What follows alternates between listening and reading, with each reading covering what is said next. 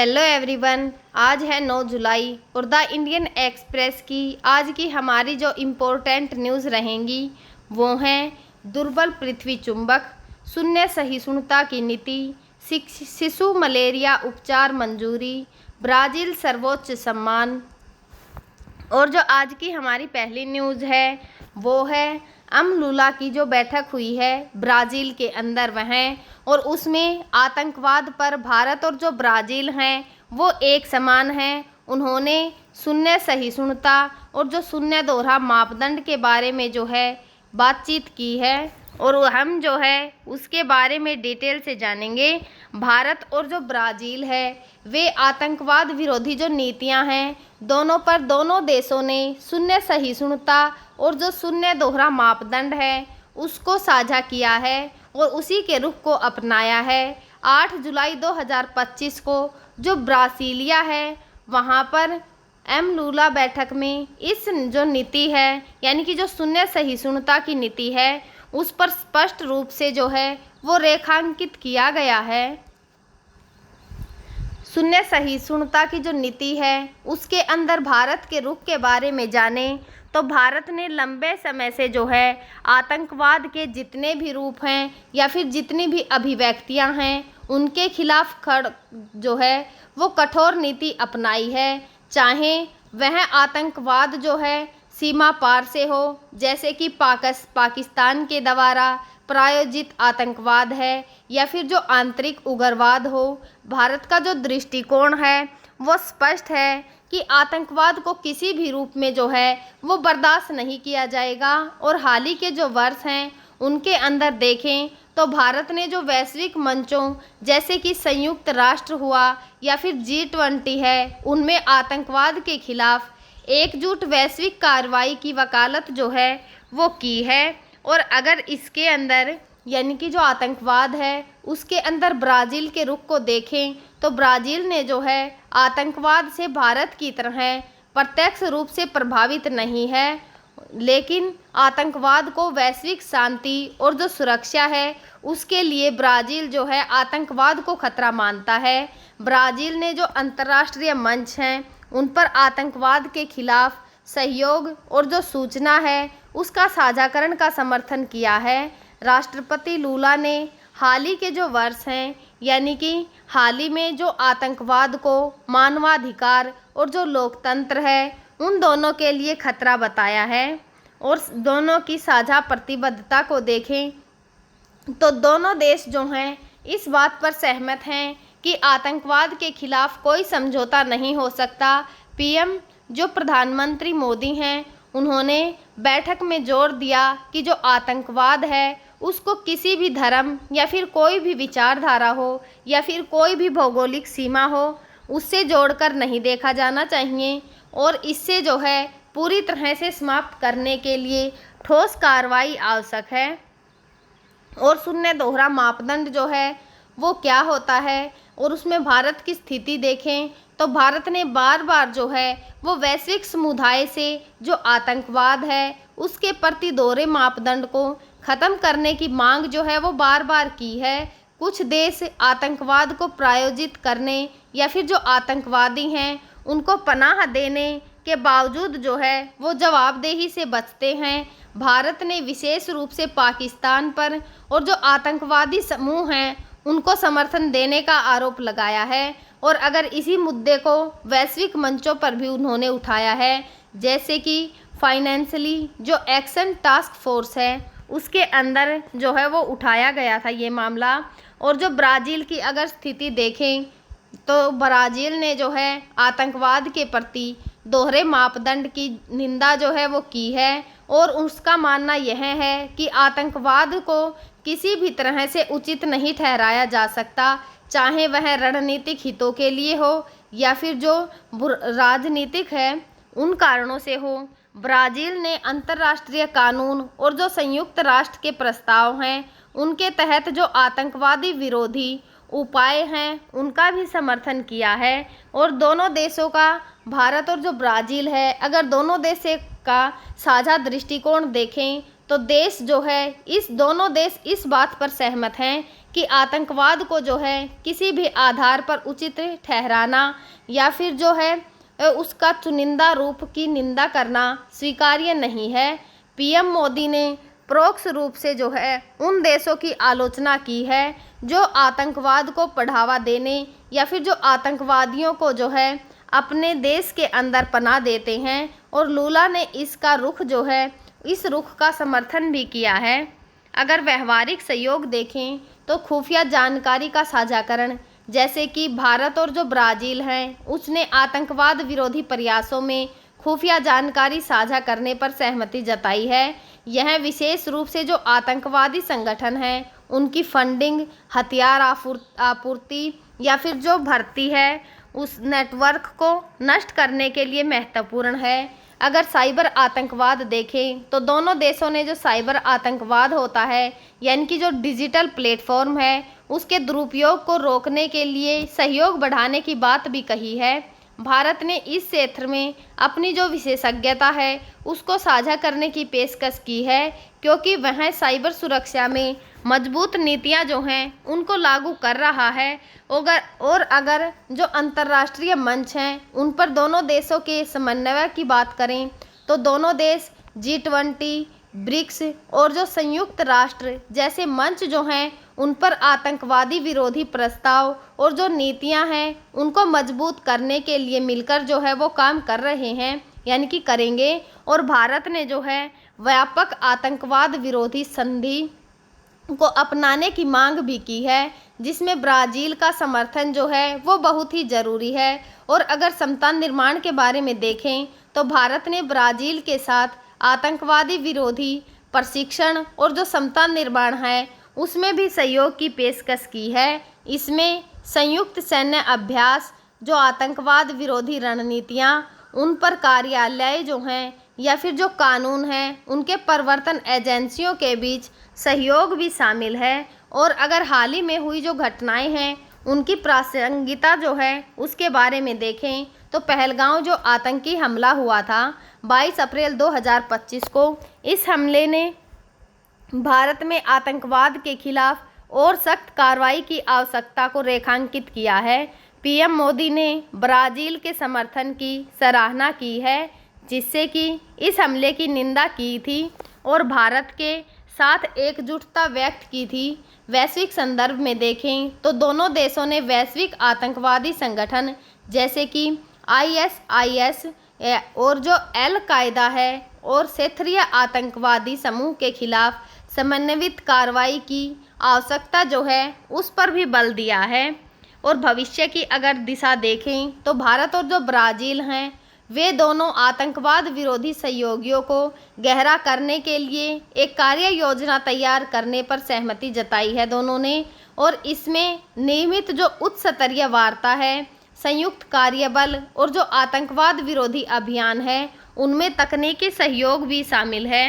दोनों देश जो है वो आतंकवाद के वित्तपोषण को रोकने के लिए वित्तीय खुफिया जो इकाई हैं उनके बीच सहयोग को जो है और मजबूत करेंगे। और पर्यावरणीय और जो सतत विकास जैसे क्षेत्र हैं उनमें सहयोग को आतंकवाद विरोधी नीतियों के साथ जोड़ा जाएगा, क्योंकि अस्थिरता और जो गरीबी है वह आतंकवाद के लिए उर्वरक भूमि बन सकते हैं। और जो आज की हमारी दूसरी न्यूज़ रहने वाली है वह है चीन समस्या के समाधान पर कोई स्पष्टता नहीं। जो दुर्लभ यार पृथ्वी चुंबक मुद्दा है, ओटो अंग जो है उस पर जो है हम बातचीत करेंगे।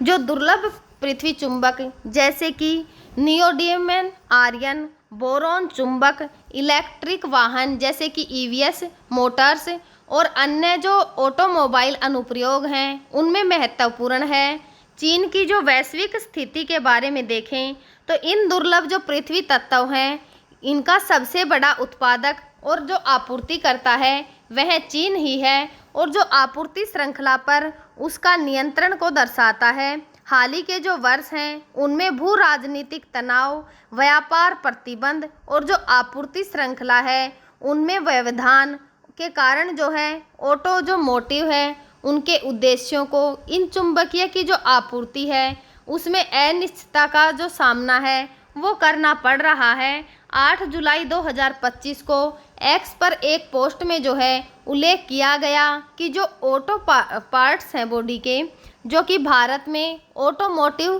कंपोनेंट हैं, मैन्युफैक्चरिंग एसोसिएशन जैसे जो संगठन हैं, उनके संदर्भ में यह बात कही गई है कि जो दुर्लभ पृथ्वी चुंबक की आपूर्ति की समस्या है उसके समाधान पर कोई भी स्पष्टता जो है वो नहीं होने की बात कही गई है। यह बयान जो है वैश्विक जो ऑटोमोटिव उद्योग जो हैं उनकी चिंताओं को दर्शाता है, क्योंकि ये चुंबक इलेक्ट्रॉनिक जो वाहन हैं और जो अन्य उन्नत तकनीक हैं उनके लिए आवश्यक है। अगर इसमें चीन के प्रभुत्व के बारे में जानें तो चीन जो है वो लगभग 80 से 90% जो वैश्विक दुर्लभ पृथ्वी तत्व हैं उनका उत्पादन करता है। इससे जो अन्य देश हैं विशेष रूप से भारत जैसे कि ऑटोमोटिव हब्स, उनकी आपूर्ति श्रृंखला पर जो है वो निर्भरता भारत की बढ़ती है। समाधान में अगर कमी देखें तो जो भारतीय श्रृंखला है उसको विविध बनाने या फिर जो वैकल्पिक सामग्री है उसको विकसित करने के प्रयास जो है वो अभी चल रहे हैं, लेकिन अभी तक जो है कोई भी ठोस जो समाधान है वह भारत को नहीं मिला है। अगर गैर चीनी स्रोत जैसे कि ऑस्ट्रेलिया हुआ, अमेरिका हुआ, उनसे आपूर्ति बढ़ाने में जो है समय और निवेश की आवश्यकता जो है वो है। और भारत पर अगर इसका प्रभाव देखें तो भारत में जो ऑटोमोटिव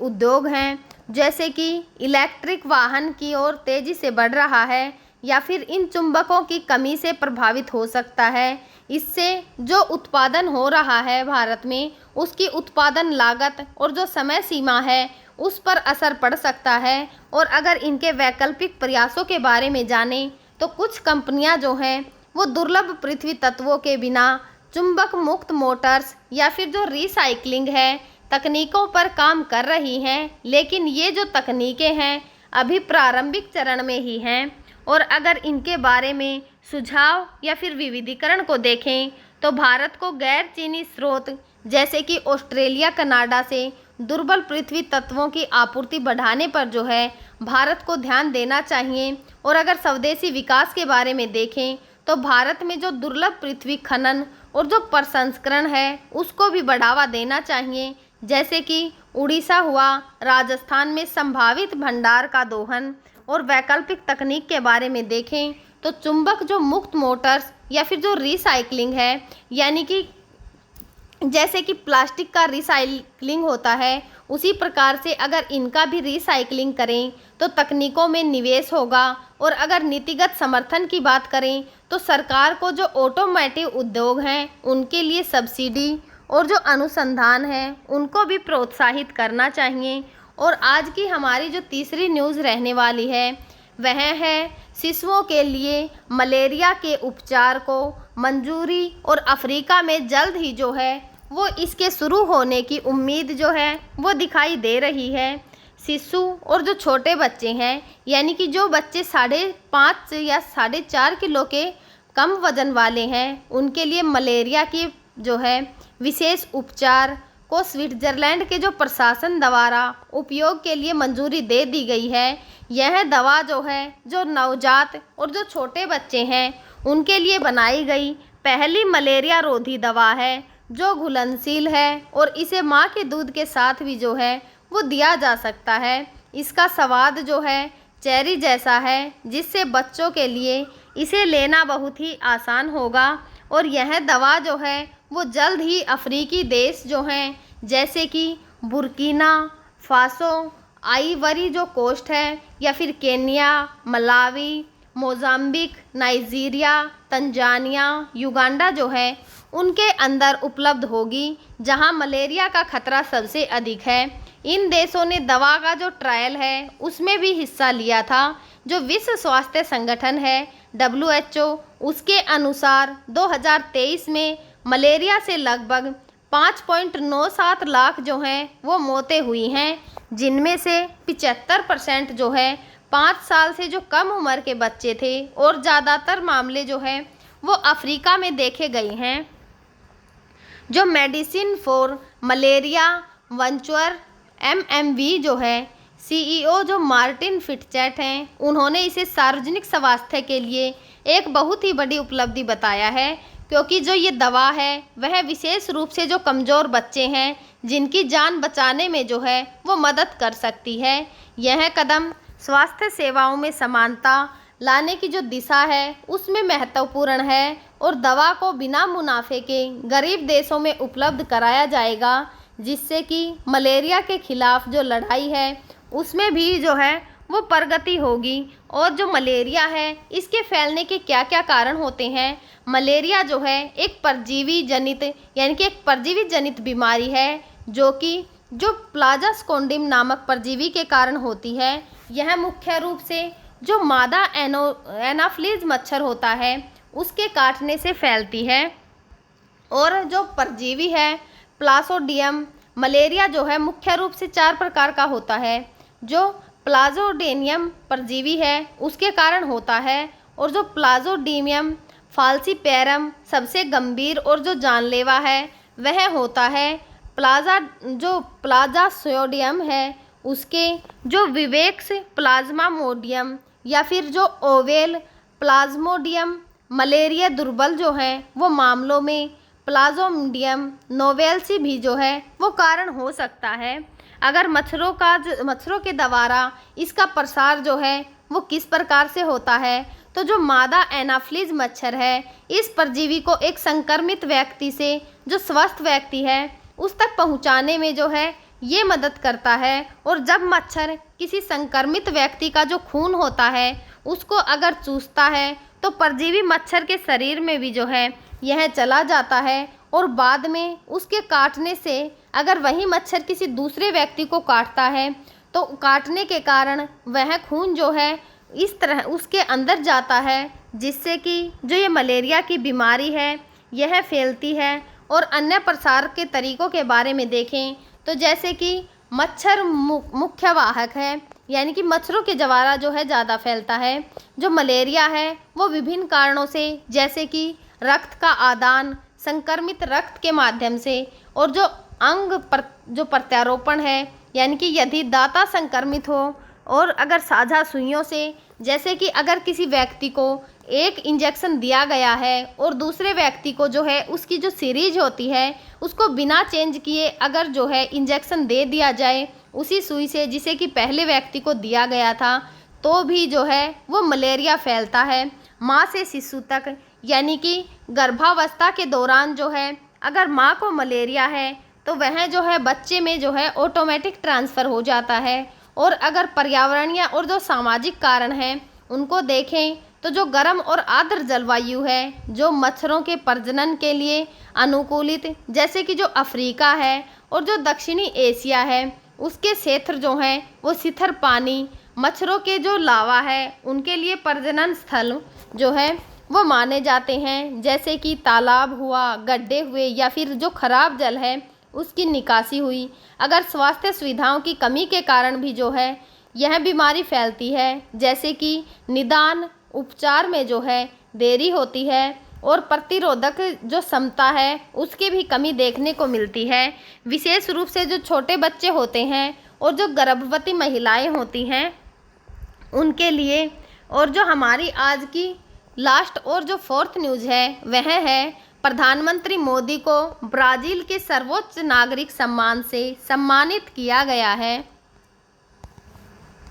प्रधानमंत्री नरेंद्र मोदी को 8 जुलाई 2025 को ब्राज़ील के सर्वोच्च नागरिक सम्मान grade collar of the National Order of the Southern Cross से सम्मानित किया गया। यह सम्मान उन्हें जो है ब्राज़ील के जो राष्ट्रपति हैं लुइज इनासियो लूला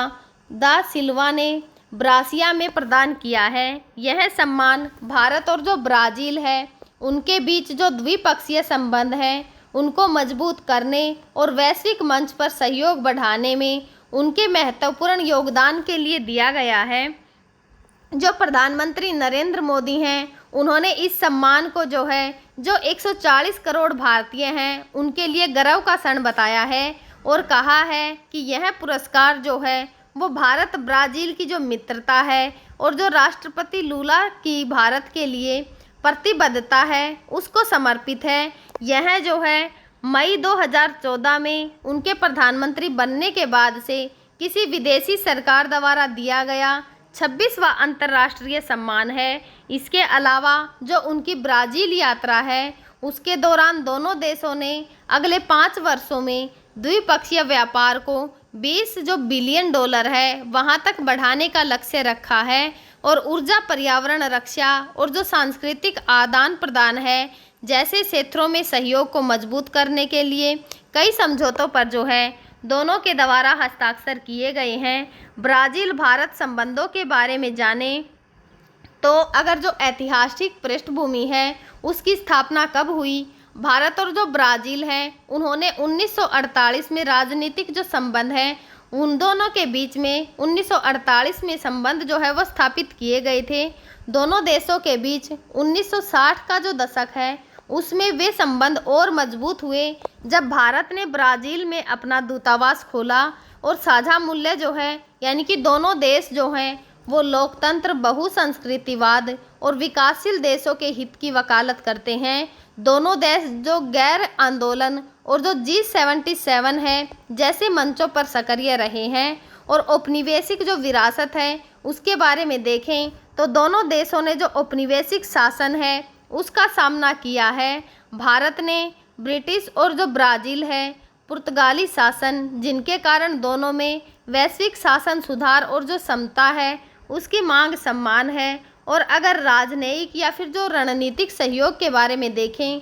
तो G20 और जो ब्रिक्स सम्मेलन हुआ है, भारत और जो ब्राज़ील हैं, ब्रिक्स ब्राज़ील जो ये सम्मेलन हुआ है ब्रिक्स का, इसके अंदर ब्राज़ील, रूस, भारत, चीन और जो दक्षिण अफ्रीका है उनके संस्थापक सदस्य हैं। और दोनों देश जो हैं वो वैश्विक आर्थिक शासन, जलवायु परिवर्तन और जो संयुक्त राष्ट्र सुधार जैसे मुद्दे हैं उन पर मिलकर काम करते हैं। और 2025 में ब्राज़ील की G20 अध्यक्षता के दौरान भारत ने सक्रिय भागीदारी दिखाई और जो IBSA है उस यानी कि भारत, ब्राज़ील और जो दक्षिण अफ्रीका है उनके बीच में IBS India, Brazil, south America जो त्रिपक्षीय मंच है जो दक्षिण सहयोग को बढ़ावा देता है। यह मंच जो है वह व्यापार, प्रौद्योगिकी और जो सामाजिक विकास है उस पर केंद्रित है। अगर संयुक्त राष्ट्र सुधार देखें तो दोनों देश जो हैं वो संयुक्त राष्ट्र जो सुरक्षा परिषद है उसके स्थायी सदस्यों के लिए एक दूसरे को समर्थन करते हैं और वैश्विक जो शासन है उसमें और भी अधिक समावेशी प्रतिनिधित्व उसकी मांग करते हैं। शासन में अधिक समावेशी प्रतिनिधित्व की मांग करते हैं। और जो हालिया विकास को देखें तो जो जुलाई 2025 में प्रधानमंत्री नरेंद्र मोदी की जो ब्राज़ील यात्रा है उसके दौरान दोनों देशों ने रक्षा, साइबर सुरक्षा और जो हरित ऊर्जा है उन क्षेत्रों में सहयोग बढ़ाने के लिए कई समझौतों पर हस्ताक्षर किए हैं। और आर्थिक और व्यापारिक जो संबंध हैं द्विपक्षीय व्यापार के उन्हें देखें तो 2024 में जो भारत और ब्राज़ील है उनके बीच में द्विपक्षीय व्यापार लगभग जो है वो 15 बिलियन अमेरिकी डॉलर का था। दोनों देशों ने 2030 तक इसे 20 बिलियन डॉलर जो है वो बढ़ाने का लक्ष्य रखा है। और अगर प्रमुख निर्यात देखें कि जो है दोनों देशों के बीच में क्या क्या निर्यात किया जाता है तो भारत से ब्राज़ील जो सामान जाता है वह देखें तो पेट्रोलियम उत्पाद, रसायन, दवाइयाँ और जो ऑटोमोबाइल्स पार्ट्स हैं वह उनका जो है वो निर्यात किया जाता है। ब्राज़ील से भारत देखें तो सोयाबीन तेल, कच्चा तेल, चीनी, खनिज जो हैं वो ब्राज़ील से भारत लाए जाते हैं। और अगर निवेश की बात करें तो ब्राज़ील की जो कंपनियां हैं जैसे कि स्टेफनीनी और जो मार्को पोलो भारत में सूचना प्रौद्योगिकी जो ऑटोमोटिव क्षेत्र हैं उनमें निवेश कर रही है। वहीं भारतीय कंपनियां जैसे कि टाटा मोटर्स हुई, विप्रो हुई और जो रिलायंस है वह ब्राज़ील में सक्रिय हैं। कृषि और जो जैव ऊर्जा है वह ब्राज़ील की जैव ईंधन जो बायो एथेनॉल तकनीक है या फिर जो भारत की हरित ऊर्जा पहल है, जैसे कि ग्लोबल बायोफ्यूल्स अलायंस में सहयोग बढ़ रहा है। और सांस्कृतिक और जन जो संपर्क है, यानी कि सांस्कृतिक जो आदान प्रदान है, उनके बारे में देखें तो ब्राज़ील में योग और जो भारतीय संस्कृति है उसकी लोकप्रियता बढ़ रही है। खासकर जो अंतर्राष्ट्रीय योग दिवस है उसके आयोजन के माध्यम से भारत में जो ब्राज़ीलियाई सांबा है, जैसे कि कैपोरा, फुटबॉल, खासकर पेले और जो रोनाल्डो जैसे खिलाड़ी हैं उनके कारण काफ़ी लोकप्रिय हुए हैं। अगर शैक्षिक संयोग देखें तो भारतीय जो विश्वविद्यालय है और ब्राज़ील के जो शैक्षिक संस्थान हैं, अनुसंधान और जो छात्र हैं वे आदान प्रदान में सहयोग बढ़ा रहे हैं। अगर प्रवासी जो समुदाय हैं उसमें देखें तो ब्राज़ील में जो सिख और गुजराती समुदाय हैं, छोटा है लेकिन सक्रिय है, जो दोनों देश जो हैं दोनों देशों के बीच में सांस्कृतिक सेतु का काम करता है। वैज्ञानिक और अगर तकनीकी सहयोग के बारे में देखें, जैसे कि अंतरिक्ष में भारतीय जो अंतरिक्ष अनुसंधान संगठन है, यानी कि जो इसरो है, और जो ब्राज़ील की अंतरिक्ष एजेंसी AEB है, इन दोनों के बीच में उपग्रह का जो प्रक्षेपण और जो डेटा साझा करने का सहयोग जो है वो करते हैं। और भारत ने 2021 में ब्राज़ील के जो अमेजोनिया 1 उपग्रह को लॉन्च किया है। स्वास्थ्य, जैसे कि कोविड-19 महामारी के दौरान भारत ने ब्राज़ील को टीके और जो चिकित्सा आपूर्ति है वह प्रदान की थी, और जिसने दोनों देशों के बीच में स्वास्थ्य सहयोग को और भी मजबूत किया था। अगर नवीकरणीय ऊर्जा संसाधनों के बारे में देखें तो दोनों देश जो हैं वो सौर और जो पवन ऊर्जा जैसे क्षेत्रों में तकनीकी आदान प्रदान कर रहे हैं। और दोनों देशों के बीच हालिया प्रगति को देखें तो 2025 में जो प्रधानमंत्री नरेंद्र मोदी हैं वह ब्राज़ील की यात्रा पर गए थे, और वहां पर जो है जुलाई 2025 में प्रधानमंत्री मोदी को जो है ब्राज़ील के सर्वोच्च सम्मान grade collar of the nation order of the Southern Cross से सम्मानित किया गया। इस यात्रा के दौरान जो दोनों देश हैं उन्होंने रक्षा, साइबर जो सुरक्षा है और जो जलवायु परिवर्तन से निपटने के लिए जो समझौते हैं उन पर भी हस्ताक्षर किए हैं। और G20 शिखर सम्मेलन, ब्राज़ील की जो G20 की अध्यक्षता है उसके दौरान भारत ने वैश्विक भूख, जलवायु वित्त और जो डिजिटल अर्थव्यवस्था जैसे मुद्दे हैं उन पर भी ब्राज़ील का समर्थन किया है। हरित हाइड्रोजन, दोनों देश हरित हाइड्रोजन और जो जैव ईंधन है उस पर भी संयुक्त अनुसंधान जो परियोजना है काम कर रहे हैं। अगर इन दोनों के बीच में चुनौतियां देखें तो जो भौगोलिक दूरी है, जैसे कि जो भारत और ब्राज़ील है उनके बीच में भौगोलिक दूरी के कारण व्यापार और जो लोगों का आवागमन है वह सीमित है। भाषा विवाद देखें तो जैसे कि ब्राज़ील में पुर्तगाली और भारत में हिंदी और अंग्रेजी जो है उसके उपयोग से संचार में कुछ चुनौतियां आती हैं। वैश्विक जो प्रतिस्पर्धा है वह दोनों देशों को जो वैश्विक व्यापार है उसमें जो है अनेक उभरती अर्थव्यवस्थाओं से प्रतिस्पर्धा जो है उसका सामना करना पड़ता है। भविष्य की संभावनाएं देखें, जैसे कि रणनीतिक साझेदारी,